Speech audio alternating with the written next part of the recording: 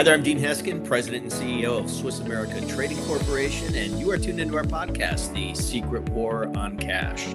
I have with me my co-host, Chris Agelastos. Chris, how are you today? I'm doing well, thank you. Just cruising through the year. Cruising through the year. We're all literally almost in summer. If by the temperature outside, I you'd know. think we kind of are in summer at this point, but It's nuts. yeah, it's got hot quick. And speaking of getting hot quick, let's talk about gold. Gold has been quite hot for 2025 already. Our first article here, Goldman Sachs puts $4,000 gold on the agenda, as hunt for havens grows.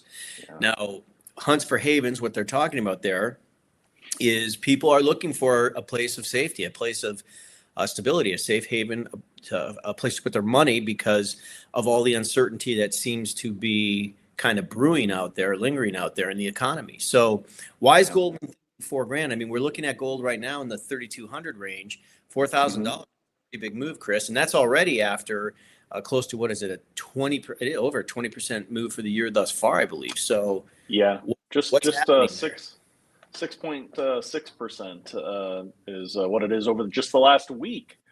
Wow. And you remember, it wasn't long ago, maybe certainly within the last 6 months, we were talking about, Goldman predicting $3,000, $3,100 gold.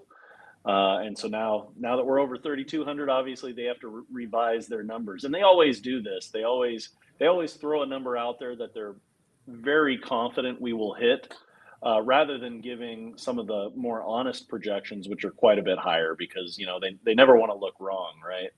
Sure. When they're dealing with all these people's money. So, really, in the next 6 months, they're expecting 37 to 3,900. Depending on a few factors, what some other things that happen in the economy.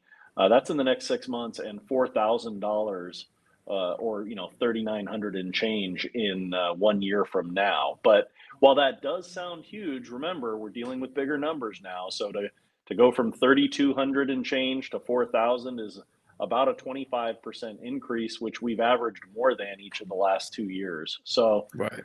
it's while it's still a good prediction and a solid number, it's really not unheard of. It's not like they're saying $10,000 an ounce yet, which they very well could be saying in the next few years. So, and UBS even joined in here and said 3,500 or more by December, which is 6-7 months away now. Right. So and it's all the stuff we've been talking about. Rising recession risks. Some argue we're already in the beginning of a recession. There's a lot of strong demand right now from private wealth investors. So these are a lot of high dollar investors that are looking for a safe haven, and all of this uncertainty in the world just makes people want to diversify more, and that benefits gold and those who hold it. Right. Well, we've talked about this before, how one thing that, as you look at UBS and what Goldman has said here as well, I can't even remember the last time I have seen somebody come out with a prediction that gold prices were going to go down. It seems to be pretty universally, everybody's expecting it to go up. That's number one. Number two, in hindsight being 2020, the predictions that they've had have all proven to be very, very conservative and very, very low, to put it mildly. And that's something that, again, they were talking $3,000 to $3,100 an ounce gold for the year this year, and now we've already surpassed that. Not even barely a third of the way, through the year. So now let's look at this next article, where we have gold hits 32.45. It echoes of the 1980s rally, but it's built to last, it says. And this kind of hits on what I was just saying a moment ago about how you really don't hear anyone talking about gold prices pulling back. And for those of us who've been in this business for any amount of time, we've had these rallies that, they tend to be, relatively speaking, kind of short term. And this has really been building since the early 2000s, where, we did have that run up during the real estate crisis. But as things have pulled back, they've pulled back a little bit, but they've kind of held, and then they've advanced. But now they're saying this is not only something that is going to rally here, but it will last. Why are they saying this? What's so different this go around, Chris? Yeah, they say it's all due to fundamentals and staying power. There's certainly a lot more craziness, I guess we could say, in the world today than there was back then. There's also a lot more transparency. I think the internet has helped with that, but people used to trust a lot of what Wall Street told us back then, compared to Correct. how much they trust Wall Street and mainstream media today, right? And so people have kind of learned, okay, pay attention to the fundamentals and what's happening. Watch what the big money is doing, not just what they're telling me. And of course, we've got the tariffs that we're continuing to hear about that are expected to push inflation higher.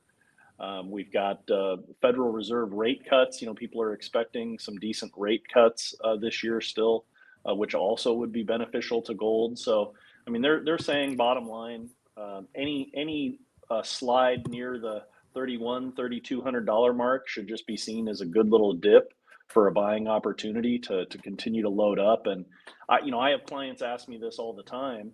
Over the last 15 years, it's the same thing. Like, well, is it at a high now? Maybe I shouldn't buy. Maybe I should wait.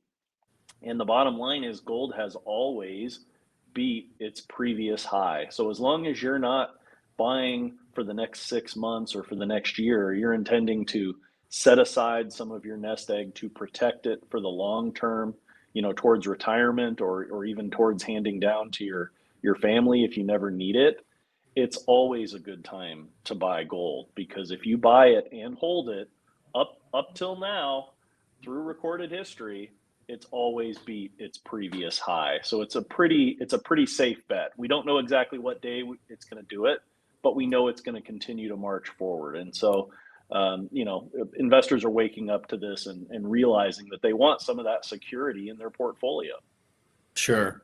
Well, and look, the reasons that it's moving up, the problems that continue to kind of linger in the economy, they're not going away. I mean, even President Trump, with all the moves that he's making, he has literally said, like, listen, this is going to be a rough few years here, and just know we have to take our medicine. So it's not all those Yeah. factors that have caused it to do what it has done up until now. Not only are they still there, but they're actually kind of getting worse. And Yep.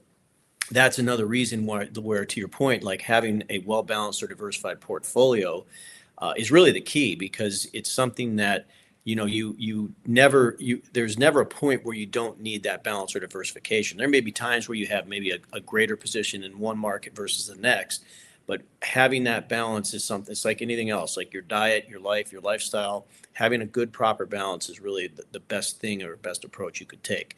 And if you want to learn more about that, for those of you tuning in, you can contact our office at 1-800-289-2646, or visit us online at www.swissamerica, that's all one word, swissamerica.com, and ask for some information. Our report, The Secret War in Cash, that's a great one to just kind of get a better understanding of what's going on out there. And if you have an interest in learning a little bit more about how to put precious metals or tangibles into your portfolio, one of our representatives would be more than happy to do that. So thanks for tuning in. And if you're not subscribed, please do so, as we look forward to talking with you more in the future. And I think this is not the last time this year we'll be talking about gold. So thank you for that, Chris. Have a great rest of your day. For those of you tuning in, have a great rest of your day as well. Thank you.